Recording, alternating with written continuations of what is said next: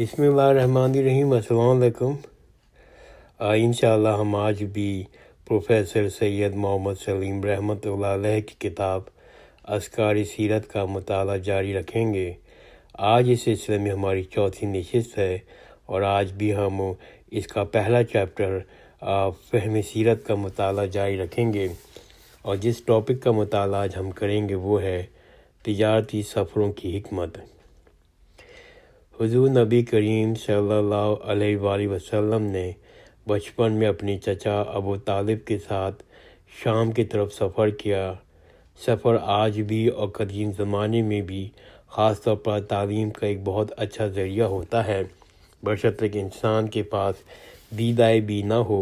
اس سے معلومات میں اضافہ ہوتا ہے، ذہنی افق وسیع ہوتا ہے، شدائد اور مشقت برداشت کرنے کی عادت پڑتی ہے، رفاقت اور تعاون کا جذبہ پروان چڑھتا ہے۔ شاید انہی اوصاف کی بنا پر اس کا نام سفر رکھا ہے۔ سفر کے لغوی معنی ہیں کھولنا۔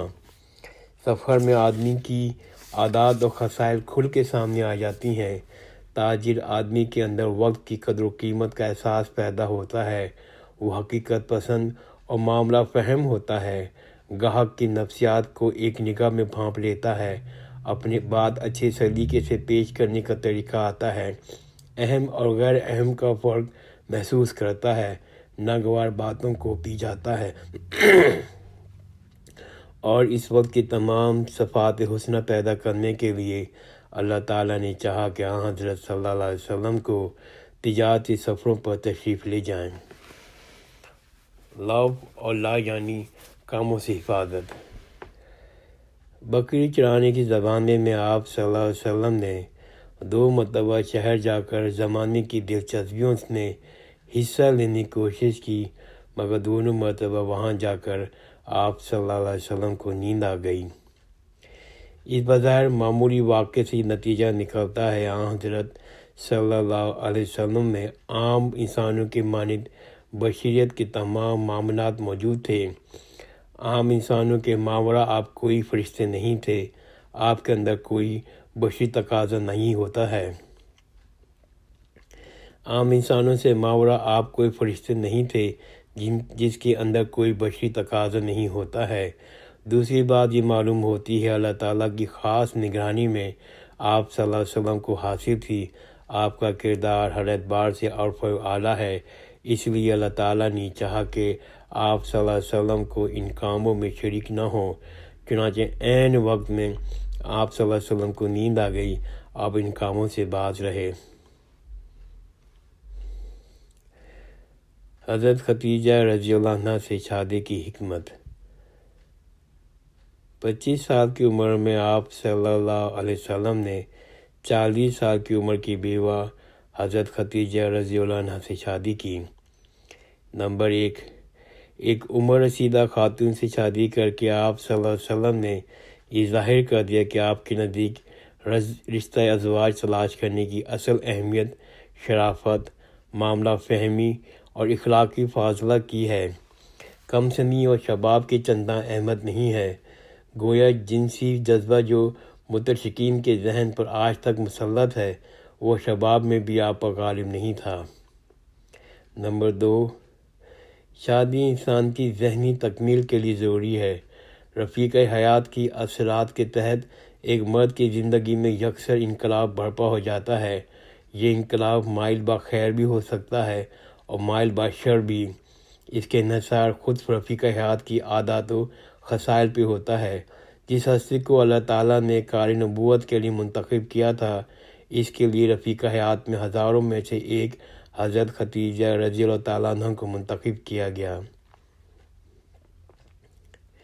حضرت خدیجہ رضی اللہ تعالیٰ عنہ پختہ عمر کی تجربہ کار خاتون تھیں، نیک اور صالح فطرت رکھتی تھیں، انتظامی امور کی صلاحیت اس درجہ پختہ تھیں کہ بیوہ ہونے کے باوجود محض نوکروں اور غلاموں کے ذریعے کامیاب تجارت کرتی تھیں۔ آپ مکے کی ایک مالدار خاتون تھیں۔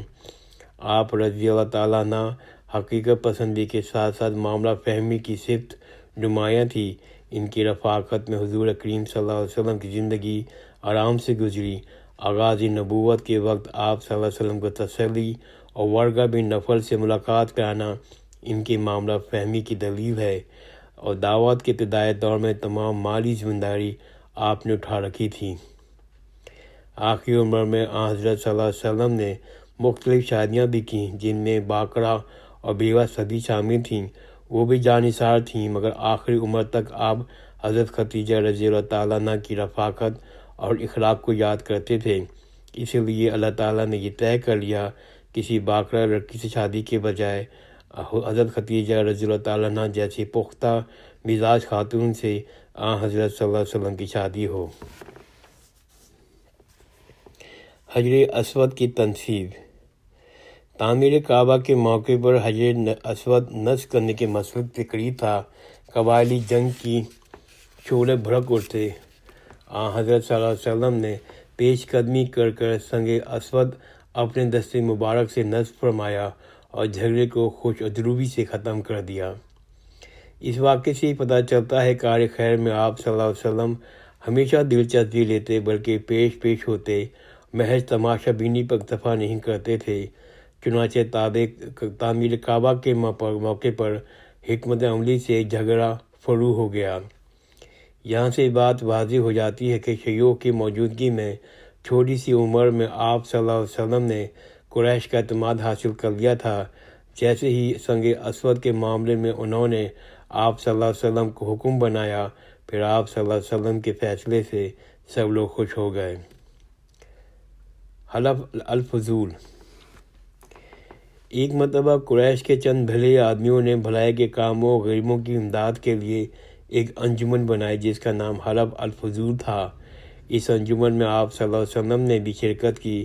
اس سے بات ظاہر ہوتی ہے کہ طبعاً آپ معاشرے کی اصلاح اور خیر خواہی کا جذبہ رکھتے تھے اور ہر اس شخص کے ساتھ تعاون کرنے کو تیار تھے جو کوئی بھلائی کا کام کرے۔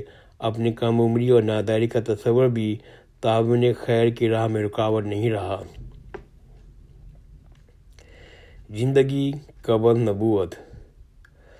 حضرت صلی اللہ علیہ وسلم نے نبوت سے قبل جو انفرادی اور ازواجی زندگی مکے میں گزاری وہ اتنی پرکشش اور مثالی تھی کہ تمام اہل مکہ آپ صلی اللہ علیہ وسلم کے کردار سے متاثر تھے اور صادق اور امین کا لقب نواز چکے تھے۔ نبوت کے بعد جب قریش کے لوگ آپ صلی اللہ علیہ وسلم کے دشمن بنے تو قرآن مجید نے ان کو یاد دلایا۔ سورہ یونس آیت نمبر 16۔ بس میں نے تمہارے درمیان زندگی گزاری ہے، اگر اس میں کوئی عیب یا داغ ہے تو اس کی نشاندہی کرو۔ قرآن مجید کا چیلنج آج تک موجود ہے۔ متشکین کی ہرزہ رسائیوں کے باوجود کوئی اس چیلنج کا جواب نہ دے سکا۔ آپ صلی اللہ علیہ وسلم کا بے داغ اور پاکیزہ مثالی سیرت ایک کھلی کتاب اور معجزہ تھی۔ قریش پر آپ صلی اللہ علیہ وسلم کی اخلاقی ساکھ کام ہو چکی تھی، دل سے وہ آپ کا ادب و احترام کرتے تھے۔ دوسری بات جو نمایاں نظر آتی ہے وہ آپ صلی اللہ علیہ وسلم کا جذبہ خدمت خلق ہے۔ آپ صلی اللہ علیہ وسلم یتیموں اور بے کسوں کی مدد اور خیر گیری کرتے تھے، غلاموں اور کنیزوں کی مدد کرتے تھے۔ حضرت خدیجہ رضی اللہ تعالیٰ عنہ کی تجارت سے کمائی ہوئی دولت نبوت سے قبل ہی غربا و مساکین پر خرچ کر ڈالی تھی۔ امداد و دہشت اور خیر و خیرات کی طرف اشارہ کر کے آغاز وحی کے موقع پر حضرت خدیجہ نے فرمایا تھا، ہرگز نہیں، خدا کی قسم، اللہ آپ کو رنج نہیں دے گا۔ آپ تو رشتہ داروں کے کام آتے ہیں، بے کسوں کی مدد کرتے ہیں، ناداروں کی دستگیری کرتے ہیں، مہمانوں کی تواضع کرتے ہیں، تمام نئے کاموں میں ہاتھ بٹاتے ہیں۔ شوہر کی زندگی پر بیوی سے بڑھ کر کوئی تبصرہ نگار نہیں ہو سکتا۔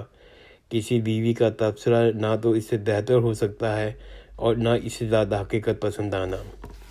الحمدللہ آج ہم نے پہلا چیپٹر فہم سیرت کا مطالعہ مکمل کر لیا ہے۔ آئندہ کی نشست میں ہم سیرت طیبہ کے مطالعہ اہل جدید میں کس طرح رہنمائی کر سکتا ہے۔ یہ چند سوالات ہیں جو 1974 میں Pakistan Muslim League Muslim youth club Karachi کے زیر اہتمام ایک مذاکرہ منعقد ہوا تھا، جس میں پروفیسر سید محمد سلیم رحمۃ اللہ علیہ نے سوالات کے جواب دیے تھے، اور ان سوالات کا جواب کا مطالعہ میں انشاءاللہ آئندہ کی نشست میں کروں گا۔ جزاک اللہ خیرا، خدا حافظ۔